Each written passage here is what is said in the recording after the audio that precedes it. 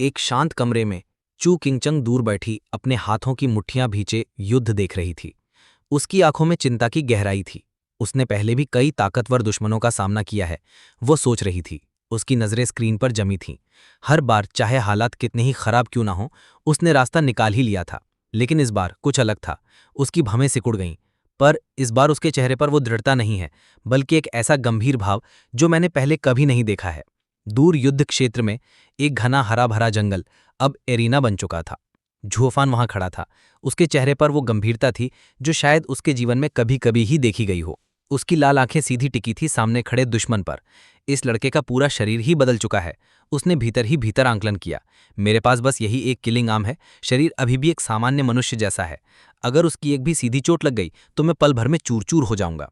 सामने से ये लिन के चेहरे पर एक पागलपन भरी मुस्कान फैल गई। उसकी सुनहरी आंखें जल रही थी उत्तेजना से। वो एक गर्जना के साथ आगे बढ़ा। उसकी मुट्ठी से तेज सुनहरी चमक निकल रही थी, एक ऐसी ताकत जो सब कुछ मिटा देने को तैयार थी। झोफान में एक पल की भी देरी नहीं की। वो हवा में उछला। उसकी काली पोशाकें इधर उधर लहरा उठीं। उसकी दाईं बाजू, जो अब क्रिम्सन किलिंग आर्म में बदल चुकी थी, जोर से पीछे खिंची, एक रक्तरंजित हथियार बनकर। सामने से ये लिन की सुनहरी मुट्ठी जलती हुई उसकी ओर बढ़ रही थी। एक पल जैसे समय थम गया। दोनों की मुट्ठियां आमने सामने थीं। फिर धड़ाम, एक भयानक विस्फोट हुआ। लाल और बैंगनी ऊर्जा की लहरों ने पूरे जंगल को चीर डाला।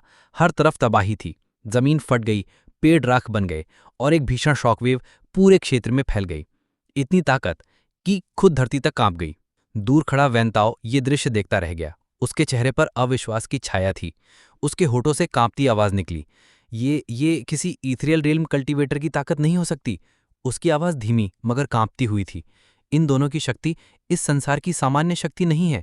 इनके बीच में जो टकराव हुआ वो वस्तुओं को नष्ट नहीं कर रहा, वो अस्तित्व ही मिटा रहा है। धूल की चादर धीरे धीरे नीचे गिर रही थी। जमीन दरारों से भर चुकी थी और उसके बीच दो छायाएं, जुओफान की क्रिम्सन किलिंग आर्म और ये लिन की गोल्डन फिस्ट, एक दूसरे से जकड़ी हुई थीं।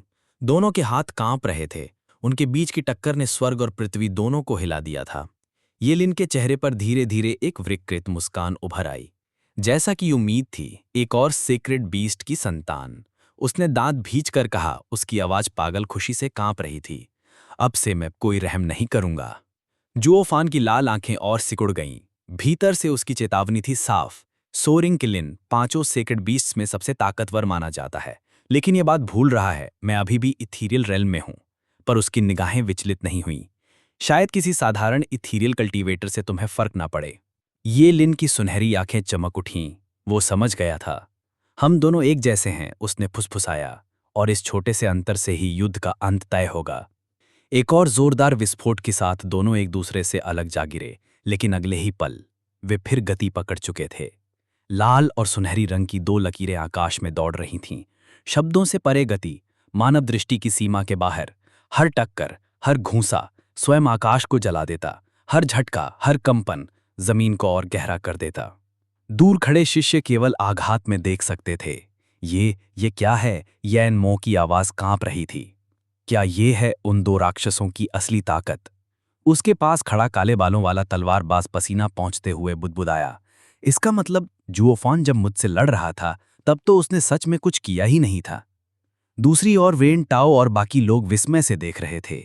बहुत तेज हैं, सिर्फ आफ्टर इमेजेस दिख रही हैं, किसी ने चिल्लाकर कहा।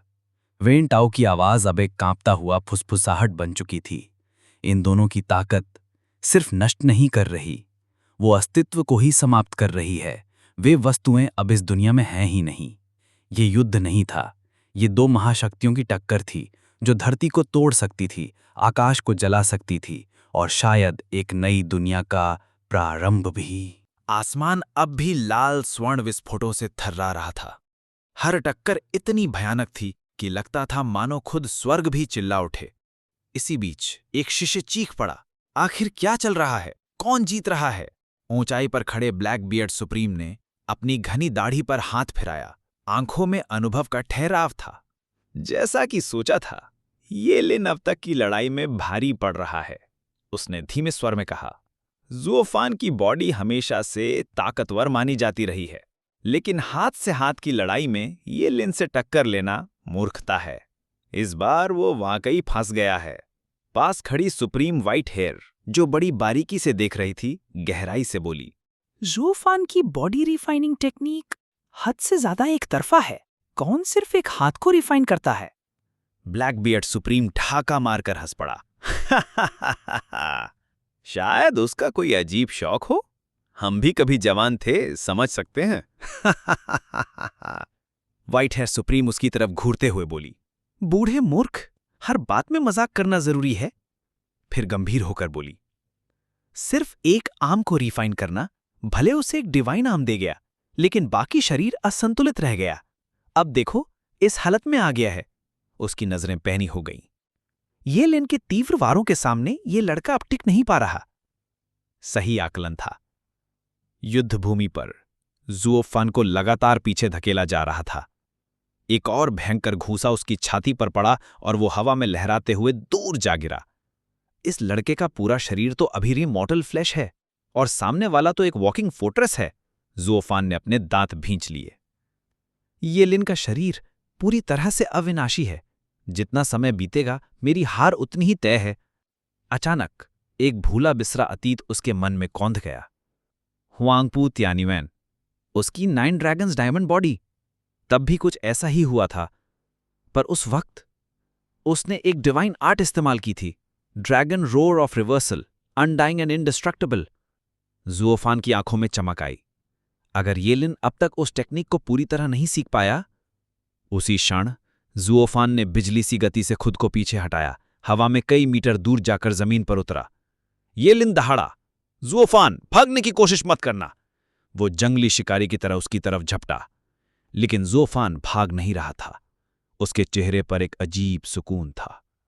उसने अपने कदम रोके, हवा में ठहराव आया, पेड़ों की पत्तियां काम कर गिरने लगी, और फिर उसने होंठ खोले। एक शब्द, पर ऐसा शब्द जो खुद इस दुनिया की प्रकृति को तोड़ दे। मटीरियलाइज। आसमान थम गया, धरती कांप गई। किसी अनदेखी शक्ति की लहर हवा में गूंज उठी। ज़ुओफान का क्रिम्सन आर्म एक पल के लिए चमका, फिर उसकी पूरी हथेली कलाई से कंधे तक बदल गई। मांस नहीं, हड्डी नहीं, बल्कि एब्सोल्यूट लॉ का अवतार बन गई। ये लिन की आंखों में हल्की सी झिझक चमकी। अब कहानी बदलेगी। अब वो डिवाइन नाम सिर्फ एक रिफाइंड मसल नहीं, एक एब्सोल्यूट पाथ बन चुका था। युद्ध अब 2 कल्टिवेटर्स का नहीं, बल्कि 2 वर्ल्ड्स के विश्वासों का टकराव था।